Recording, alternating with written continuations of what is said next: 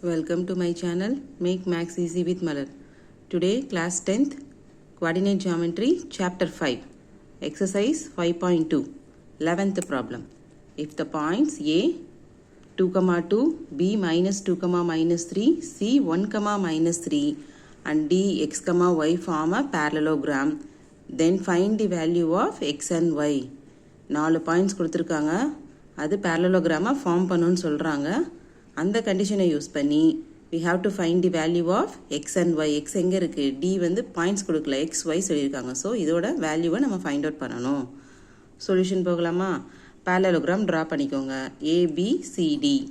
So parallelogram condition என்ன? AB is parallel to DC இருக்கும், BC is parallel to AD இருக்கும். One more condition வந்து diagonals வந்து bisect each other. diagonals வந்து என்னங்க? AC and BD. So we have to இப்போ A, C எல்லாமே தெரியும் value, A, B, C, D எல்லா வேல்யூவும் தெரியும்.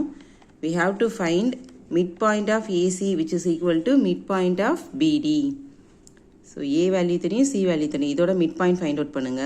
BD இதோட midpoint find out பண்ணுங்க. இது ரெண்டும் என்னமா இருக்கும்? ஈக்குவலாக இருக்கும். Because சம்மில் என்ன கொடுத்துருந்தாங்க?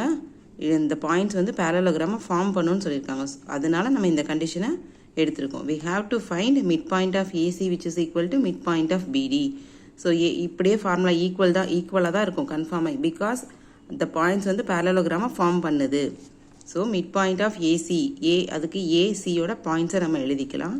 AC இங்கே midpoint of BD எப்பயும் போல் x1 y1 x2 y2 denote பண்ணுங்கள். இங்கேயும் x1 y1 x2 y2 denote பண்ணிக்கோங்க. midpoint ஃபார்முலா என்ன? x1 plus x2 by 2, y1 plus y2 by 2, which is equal to same இதே ஃபார்முலா தான், x1 plus x2 by 2, y1 plus y2 by 2.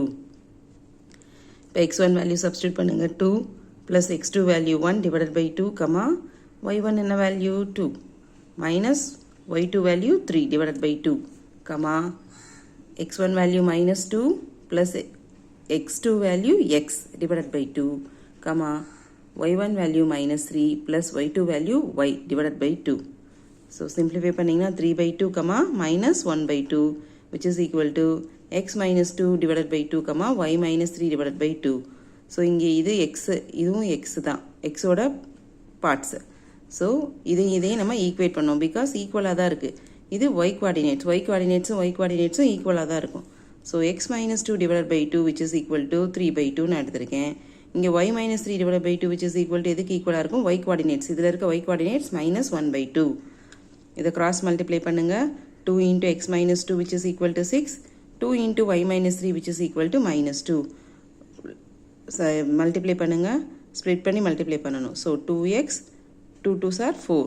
2x minus 4 which is equal to 6. 2y minus 6 which is equal to minus 2. இப்போ 2x இந்த minus 4 இங்கே வந்தால் plus 4. So 2x equal to 10.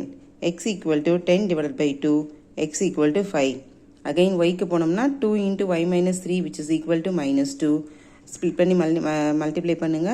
2 into y 2y, 2 into 3 minus 6 which is equal to minus 2. 2y is equal to minus 6, இந்த பக்கம் வந்தா plus 6. plus 6 minus 2. So subtract பண்ணி big numberக்கு முன்னாடி உள்ள சைனை போடணும். So 6 minus 2 4, சைன் வந்து என்ன பாகும்? plus. y is equal to 4 divided by 2.